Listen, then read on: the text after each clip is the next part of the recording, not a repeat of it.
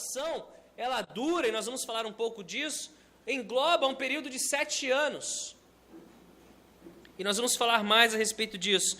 Mas o seu ponto principal, o seu auge, ou tem início na metade desses 7 anos, 3 anos e meio, logo após o sacrilégio terrível, a abominação que causa desolação. Nós já falamos a respeito disso, vamos falar um pouco mais sobre disso.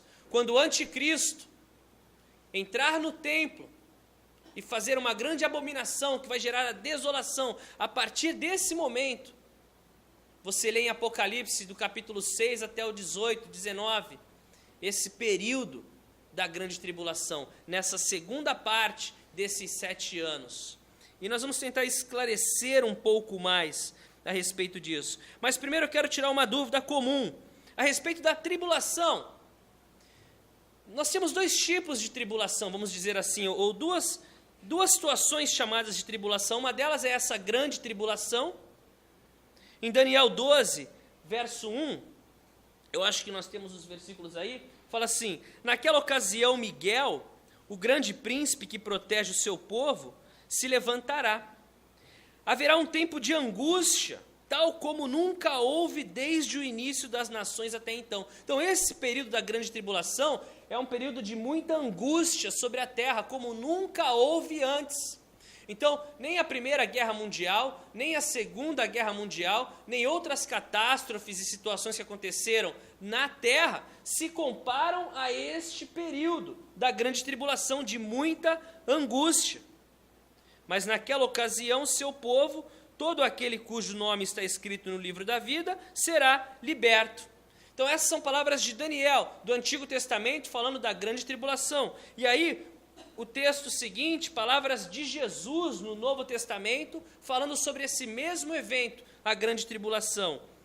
Fala assim: porque haverá, então, grande tribulação, como nunca houve desde o princípio do mundo até agora. Então, novamente, você vê que se relaciona com o que Daniel diz. É um período que nunca houve na terra um momento como este, que está por vir sobre a terra. Nem jamais haverá. Esse será o pior momento da face da terra e para os humanos que estiverem aqui. Se aqueles dias não fossem abreviados, ninguém sobreviveria, mas por causa dos eleitos, aqueles dias serão abreviados. E 2 observações que eu quero fazer aqui.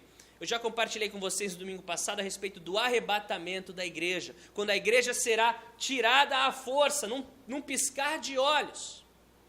Na minha opinião, eu acredito que esse momento do arrebatamento da igreja, ele antecede a grande tribulação. Em outras palavras, a igreja será arrebatada. Então, quando nós lemos aqui o seu povo ou os eleitos, o seu povo em Daniel, que está escrito no livro da vida, e os eleitos aqui em Mateus, eu creio que ele está falando do povo judeu, aqueles que não receberam a Cristo como Messias, mas que receberão durante a grande tribulação. A igreja, a noiva de Cristo, eu acredito que estará com o Senhor no céu. Nós não estaremos aqui durante a grande tribulação, e eu vou tentar falar um pouco mais sobre isso. E por que eu acho que são os judeus? O próprio contexto do texto de Mateus fala, Mateus 24, 16, fala assim: então, os que estiverem na Judéia, na região da Judéia, fujam para os montes.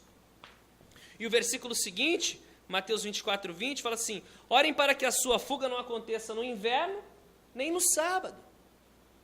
O inverno rigoroso daquela região e o sábado, que é sagrado para os judeus, onde nada funciona. E nós vamos falar mais a respeito disso, mas é porque na grande tribulação, pessoal, quando esse momento em que o anticristo, ele entrar no templo e ele profanar o templo, nós vamos falar mais sobre isso logo, nesse estudo ainda. A abominação que causa desolação ou destruição, ele vai começar a perseguir os judeus. E aí por isso que fala: ore para que a sua fuga não aconteça no inverno ou no sábado. Aqueles que estão na Judéia fujam. Voltado para quem? Para os judeus. Esse último momento onde os olhos do Senhor voltam para a nação de Israel, que nós já falamos sobre isso num dos primeiros estudos, que foram dispersos por todo o mundo, mas de acordo com a vontade de Deus e a promessa do Senhor, o quê? Voltaram a existir como nação em 1948, 68 anos do Estado de Israel. Profecia bíblica. Como o Senhor disse, o Senhor não é homem para mentir, nem filho do homem para se arrepender. Tudo o que Ele disser vai acontecer, vai se cumprir. E nós temos visto as coisas acontecendo, exatamente como dizem as Escrituras. Então, essa é a grande tribulação.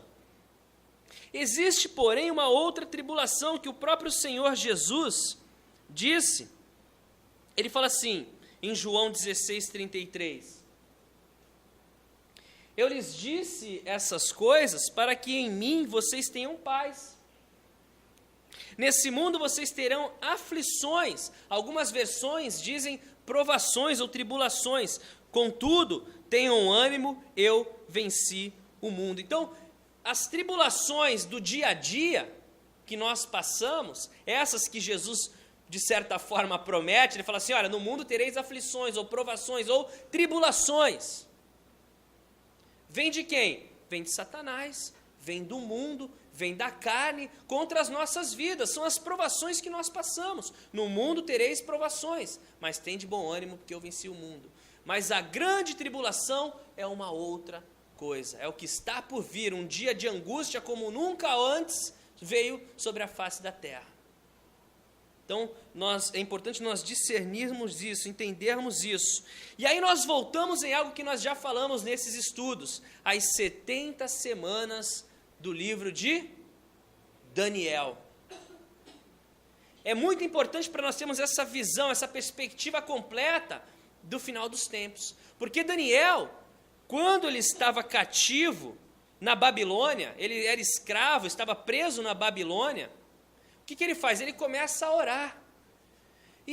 Orar e ler as Escrituras. É interessante. Alguém postou alguma coisa no Facebook, né? Como é que é? Por que Deus não fala comigo? Aí tem o Deus dando uma Bíblia assim para a pessoa, né? Está aqui, filho, fala aqui, ó. Falo contigo. Daniel, ele começa a orar e ler as Escrituras. E lendo as Escrituras, ele começa a perceber, opa, a promessa de Deus é que a nossa escravidão na Babilônia seria de apenas 70 anos.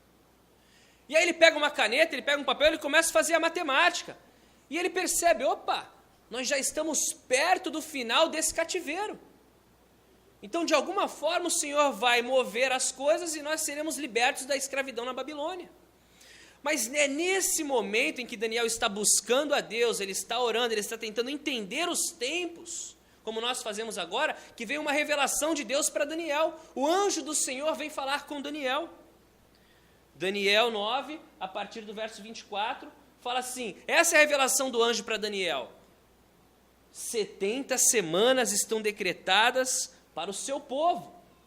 Seu povo, de novo, voltando para quem? O povo de Israel, o povo de Daniel. Daniel é um judeu que é escravo na Babilônia, que está orando porque o tempo do cativeiro se aproxima. Ele leu nas Escrituras Sagradas que o Senhor havia dito, vocês serão escravos por 70 anos somente. Então o anjo vem para Daniel e fala, 70 semanas estão decretadas para o seu povo, para a sua santa cidade. Qual é a santa cidade? A cidade de Jerusalém. A fim de acabar com. Então, no final dessas 70 semanas, nós veremos o final do transgressão, o final do pecado, expiar as culpas, trazer a justiça eterna, cumprir a visão e a profecia e ungir o Santíssimo. Então, no final dessas 70 semanas, todas essas coisas acontecerão. Continua. Saiba e entenda que esse é o anjo falando para Daniel, quando Daniel está buscando a Deus. A partir da promulgação do decreto que manda restaurar e reconstruir Jerusalém, até que o ungido príncipe venha, haverá 7 semanas e 62 semanas, e ela será reconstruída com ruas e muros, mas em tempos difíceis. Então, haveriam o quê? 7 semanas, mas pode voltar ainda, mais 62 semanas, o total de 69 semanas. E eu quero que vocês entendam é o seguinte, a partir de que momento? Do decreto que manda reconstruir e restaurar o quê? Jerusalém. Esse decreto, ele é dado em 14 de março, 445 a.C., lá nos livros de Esdras, Neemias, quando eles reconstroem o templo. E essas 69 semanas, 7 mais 62, se cumprem até quê? Até o ungido. Quando é o ungido? O decreto para restaurar o templo nós sabemos, mas e o ungido? O ungido é exatamente o momento em que Jesus entra em Jerusalém montado em um jumentinho. Aquele dia é um dia histórico, não é um dia comum. Algo interessante que eu estava meditando sobre isso, sobre esse dia, é um dia que Jesus ele vem entrando na cidade montado num jumentinho, um rei que vem humilde. É um dia que ele chora sobre Jerusalém. Lucas 19 fala assim, olha o que fala a respeito desse dia, Lucas 19. Lembrem-se, então, nós estamos relacionando a profecia de Daniel, 69 semanas, desde o decreto para reconstruir o templo até o ungido. O ungido é marcado quando? Quando ele entra em a entrada triunfal. E vai lá para o próximo versículo, Lucas 19. Tem aí, não? Tá. Quando se aproximou e viu a cidade, Jesus chorou sobre ela e disse. Então prestem atenção, ele está se aproximando, ele vê a cidade, ele começa a chorar sobre Jerusalém. Vocês vão ver umas fotos aí, o nosso correspondente ao vivo de Jerusalém, Samuel Russell Ever, me mandou umas fotos hoje de manhã. Aí ele falou assim, manda lembrança para hermanos, né? Eu falei, não passa nada, vou descer a todo, hermano. Aí ele fica... Samuel está lá em Jerusalém, mandou algumas fotos que eu vou passar para vocês hoje. E Jesus ele vem entrando, ele vem descendo assim aquela rua, e vem olhando Jerusalém lá em cima. Ele vem descendo para subir de novo montado no jumentinho, mas ele começa a chorar. E ele fala assim, se você compreendesse neste dia, sim, você também que traz a paz, mas agora isso está oculto aos seus olhos. Virão dias em que os seus inimigos construirão trincheiras contra você, e a rodearão e a cercarão de todos os lados. Também a lançarão por terra, você e seus filhos, não deixarão pedra sobre pedra, porque você não reconheceu o tempo que Deus a visitaria. Então esse dia que fala em Daniel 9, do decreto para reconstruir o templo até o ungido, é exatamente esse dia da entrada triunfal, que ele chora sobre Jerusalém, que ele entra montado num jumentinho, onde as pessoas falam assim, manda esse povo parar de louvar, e ele fala assim, não, porque nesse dia, se eles não clamarem, as pedras clamarão. Tamanha a importância desse dia, o dia em que o Messias, o ungido, entra em Jerusalém. E nesse calendário profético, cumprem-se o quê? 7 mais 62, 69 semanas, de um total, na visão que Daniel teve, de 70 semanas, para que todas aquelas coisas se cumpram.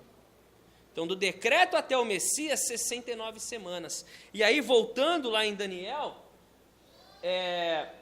o próximo, depois das 62 semanas, já falou as 7 mais 62, 69, o que vai acontecer com o ungido? Ele será morto. O que acontece com Jesus logo depois da sua entrada triunfal? Ele é morto. Isso Daniel dizendo, centenas de anos antes. Então o ungido será morto, já não haverá lugar para ele. A cidade e o lugar santo serão o quê? Destruídos, mais uma vez. O primeiro templo, o templo de Salomão, foi destruído pelo rei da Babilônia. E eles levam quem cativo? Daniel cativo. Essa ordem de... Lembra que o versículo anterior fala assim, o decreto para reconstruir o templo. Então eles reconstroem o segundo templo, que é destruído agora, é esse que Jesus fala, não ficará pedra sobre pedra, será destruído por quem? Volta aí. A cidade e o lugar santo serão destruídos pelo povo do governante que virá. E o fim verá como uma inundação, guerras continuarão até o fim, e desolações foram decretadas. Então, Jesus ele fala o quê? Não ficará aqui pedra sobre pedra. 70 depois de Cristo, Tito, um líder romano, debaixo de Nero, vem e destrói Jerusalém, a cidade santa, destroem o templo, os judeus são espalhados por todo o mundo, e é isso que nós sabemos. E eles voltam. Então, agora, nos dias de hoje, nós vivemos a antecedência da reconstrução do terceiro templo. O terceiro templo que será construído em Israel. Então esse é o momento. Jesus ele entra ali na cidade, a entrada triunfal. Eu quero que vocês entendam isso. 70 semanas, passaram-se 69 até Jesus. É como se o relógio cronológico de Deus, profético de Deus, estivesse o quê? Parado. Porque nesse momento o que acontece? O evangelho é levado para os gentios. Paulo, um apóstolo aos gentios. Romanos fala assim, não sejam ignorantes, porque o endurecimento veio em parte para Israel, para que o evangelho fosse levado aos gentios, até que se viesse o quê? A plenitude dos gentios. E aí, o som da trombeta de Deus, e o quê? Os mortos em Cristo ressuscitarão primeiro, depois nós, os que estivermos vivos, seremos o quê? Arrebatados com Ele nos ares, estaremos com Ele para sempre. O arrebatamento da igreja é um próximo evento. Nós vivemos na era da graça de Deus, na era da igreja. Mas em breve, eu acredito, chegaremos à plenitude dos gentios, ouviremos o som da trombeta e seremos levados para o encontro com o Senhor nos ares. E aí, o mundo, estará preparado para quê? Para a grande tribulação. Para a grande tribulação. E aí aquilo tudo que a gente ouve falar do anticristo, a marca da besta, que nós falamos a respeito, um sistema financeiro mundial que ele vai implantar no mundo, uma falsa paz, a reconstrução do templo ali em Jerusalém, paz entre árabes e judeus. Se vocês prestam atenção nessas notícias, ali Palestina, aquela região toda, o grande esforço agora, qual é? Dos judeus, é impedir, dos árabes, é impedir o acesso dos judeus ao monte do templo. Eu nunca entendi aquilo, porque como é que pode, dentro de um país, dentro de Israel, ter um espaço que é dado a um outro povo, que pertence aos árabes? Onde está a mesquita ali? Põe na foto para mim aí, Tatá. Essa é interessante, ó. Essa é o caminho que Jesus desce, e ele vê o monte do templo lá na frente. Vocês estão vendo lá na frente não tem um muro que é um portão fechado? O portão dourado, né? Lacrado.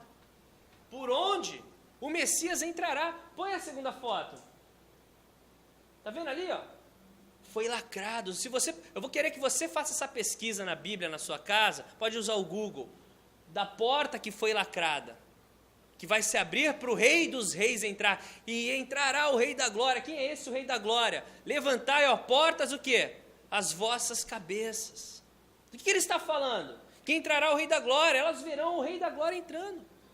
E para impedir, eles colocam um cemitério ali, para que ele não passe, porque ele não pode tocar num cadáver, mas diz que haverá um grande terremoto quando Jesus voltar, e tudo vai se abrir, e a porta vai se abrir, e ele vai entrar. Esse é o monte do templo em Jerusalém. Passa a próxima foto. Lembra aquela porta que nós estávamos vendo?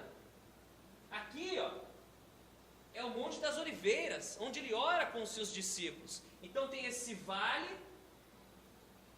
de Sidrom, ele desce, é por aqui que ele desce, pela rua lateral, montado no jumentinho, em direção a Jerusalém. Então é um pequeno vale, um monte de um lado e um monte do outro. O Monte das Oliveiras aqui, ele desce o vale. Vocês estão vendo aquilo ali? É o Domo da Rocha, uma mesquita islâmica.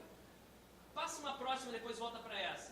Tá vendo essa aqui, ó? Essa aqui é bem mais clara, é bem lá do Monte das Oliveiras mesmo, mais à direita assim, onde Jesus ora com os seus discípulos antes de ser crucificado, antes de ser levado para dentro de Jerusalém, para os muros de Jerusalém.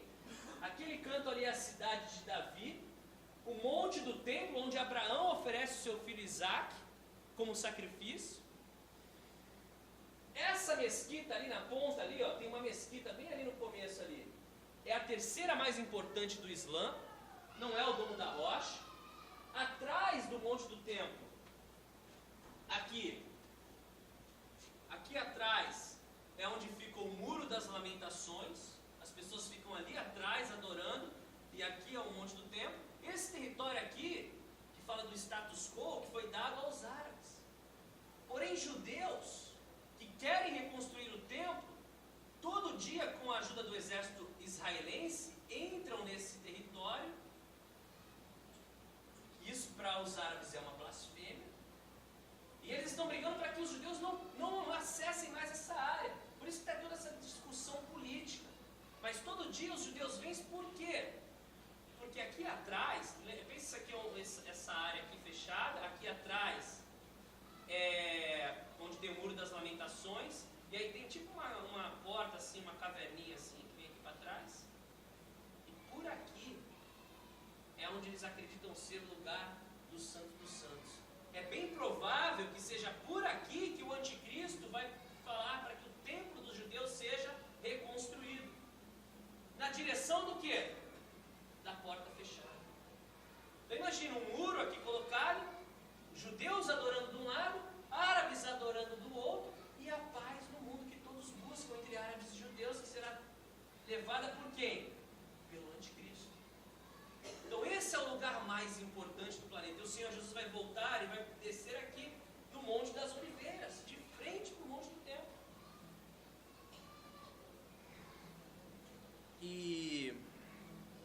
E aí o que acontece? Nós temos tudo isso, né, essas coisas sendo colocadas diante de nós, muita informação, eu sei. E aí fala que existe uma força que restringe ainda o anticristo de ser revelado. 2 Tessalonicenses, capítulo 2, versos de 6 a 8. Fala assim: e agora vocês sabem o que está o detendo, para que ele seja revelado no seu devido tempo. A verdade é que o mistério da iniquidade já está em ação, restando apenas que seja afastado aquele que agora o detém. Então será revelado o perverso, a quem o Senhor Jesus matará com o sopro de sua boca e destruirá pela manifestação da sua vinda. Eu acredito que é a própria igreja, aqui na terra, que ainda impede o anticristo de ser revelado. E quando a igreja for arrebatada, é como se o caminho agora estivesse aberto para o anticristo. Uma das interpretações é a que eu acredito. Mas o Espírito Santo será derramado então sobre a nação de Israel, o povo de Deus, os santos. Ezequiel 39, 29 fala assim: não mais esconderei deles o rosto, pois derramarei o meu Espírito sobre a nação de Israel. Palavras do soberano Senhor. Aquele endurecimento, em parte, que veio Israel, vai ser quebrado, porque o Espírito do Senhor será derramado sobre a nação de Israel. E algo interessante, porque depois do arrebatamento da igreja, você lê o capítulo 6 de Apocalipse, é quando começa a abertura dos selos, esse grande momento da grande tribulação. E olha o versículos 1 e 2. Observei quando o Cordeiro abriu o primeiro dos 7 selos. Então ouvi um dos seres viventes dizer com voz de trovão: venha! Olhei e diante de mim estava um cavalo branco. Seu cavaleiro empunhava um arco. Foi-lhe dada uma coroa e ele cavalgava como vencedor, determinado a vencer. Então a primeira coisa, quando se abre o selo para essa nova fase da grande tribulação, é essa imagem que João tem: um cavalo branco, uma coroa e um arco sem flechas. É como se esse homem que vem cavalgando nesse cavalo branco vem determinado a vencer e trazer o que é essa falsa paz, esse plano que nós falamos. E algo interessante, pessoal, porque agora as coisas vão acontecendo paralelamente e o Senhor faz com que elas se cruzem. Porque existem diversos... Em Israel, a grande maioria dos judeus não quer nem saber para isso que a gente está falando, não. De templo. Eles não estão nem aí para isso. Alguns grupos mais radicais que sim. Alguns grupos que entregam a vida para poder ver esse templo reerguido, ver esse templo de volta.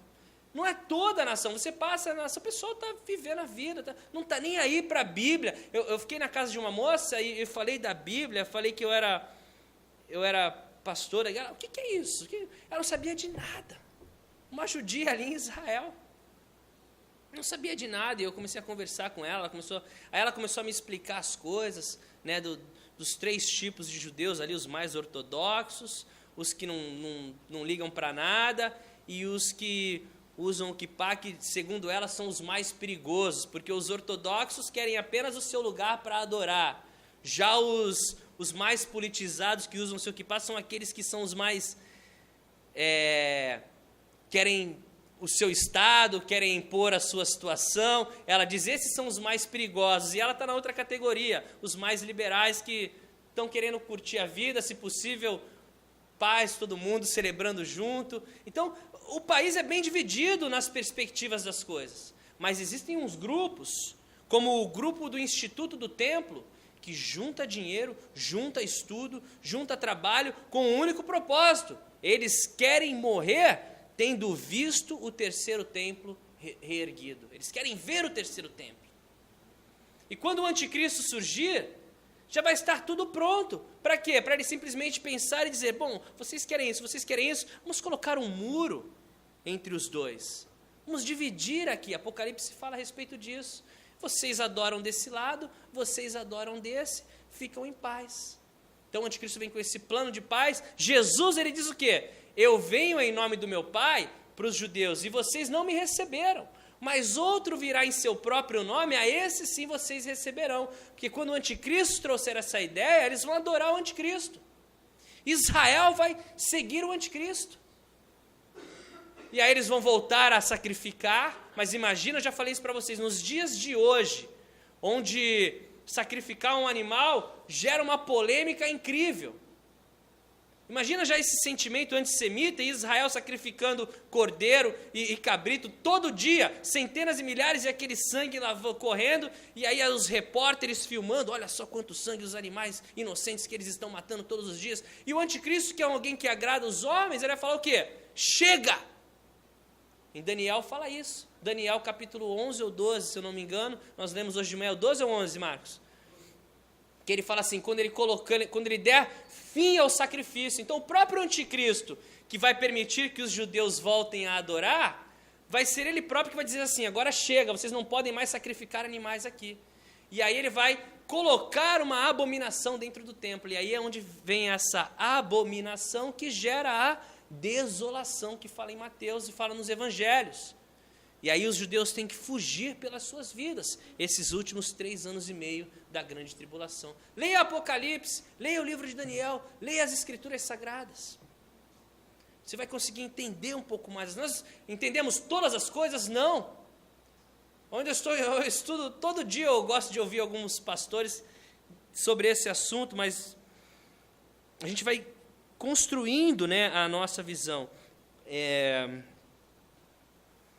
Eu vou ler Daniel 9:27, né? Com muitos ele fará uma aliança, que durará 1 semana. Lembra da última semana das 70? Essa última semana. No meio da semana ele dará fim ao sacrifício e à oferta. Aquilo que eu falei agora, ele vai entrar no templo e vai dizer, chega de sacrifício e chega de oferta. E numa ala do templo será colocado o sacrilégio terrível. Em algum lugar do templo ele vai colocar essa abominação, algo que os judeus vão ficar... Isso é uma blasfêmia, não pode fazer isso.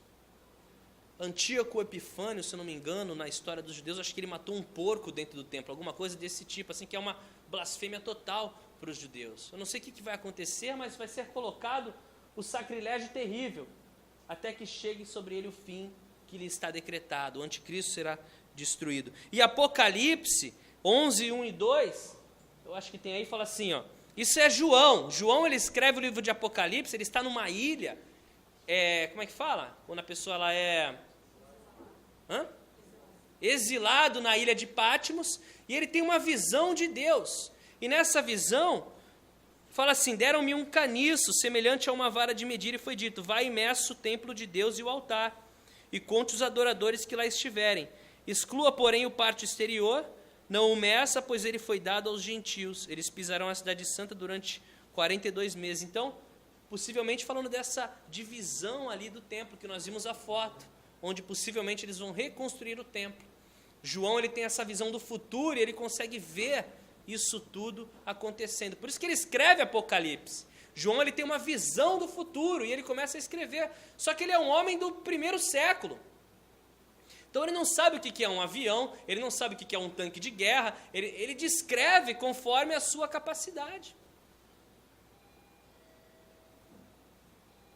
E com tudo isso, o que cabe a nós? O que cabe a nós é vigiarmos, estarmos prontos. A intenção de Deus sempre foi para os seus discípulos o quê? Estarem atentos, prontos, esperando a sua vinda. Mateus 24, 44 ao 47, fala assim: assim também vocês precisam estar preparados, porque o Filho do Homem virá numa hora em que vocês menos esperam. Quem é, pois, o servo fiel e sensato, a quem o seu senhor encarrega dos de sua casa para lhes dar alimento no tempo devido? Feliz o servo a quem o seu senhor encontrar fazendo assim quando voltar. Garanto-lhes que ele o encarregará de todos os seus bens. Então, ele dá essas parábolas para que nós, a igreja, estejamos o quê? Vigiando. Nós vemos os dias que nós vivemos.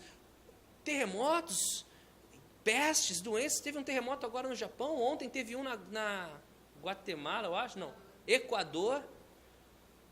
As coisas vão acontecendo, e guerras e rumores de guerras, e doenças, e zika, e tudo isso que nós vivemos, e esse caos social. Nós já falamos sobre os sinais. Algo interessante, Ezequiel 38, 39, que fala de uma guerra contra Israel. Se você prestar atenção no jornal hoje, esses países, não no jornal hoje, mas no jornal atualmente, o jornal hoje fala um pouquinho também, no finalzinho eles falam sobre o que está acontecendo no mundo. Mas esses países citados, eles estão sendo já posicionados ali na fronteira com Israel, na fronteira norte. Vocês já ouviram muito falar sobre a guerra na Síria. Procurem aí na Bíblia de vocês, existem duas profecias sobre a cidade de Damasco, a cidade mais antiga. A cidade de Damasco, que é a capital da Síria. Duas profecias que falam que Damasco será totalmente destruída. Olha agora como já está Damasco, mas fala que ela vai ser totalmente destruída. As Escrituras Sagradas falam a respeito disso. Lição de casa. As coisas estão acontecendo. E Jesus falou que ergam os olhos. Marcos 13, do 35 ao 37, portanto vigiem, porque vocês não sabem quando o dono da casa voltará, se à tarde, à meia-noite, ao cantar do galo ou ao amanhecer. Se ele vier de repente, que não os encontre dormindo. O que lhes digo, digo a todos, vigiem. Que o Senhor nos encontre o quê? Com os olhos nele. E aí 1 Tessalonicenses 5,9.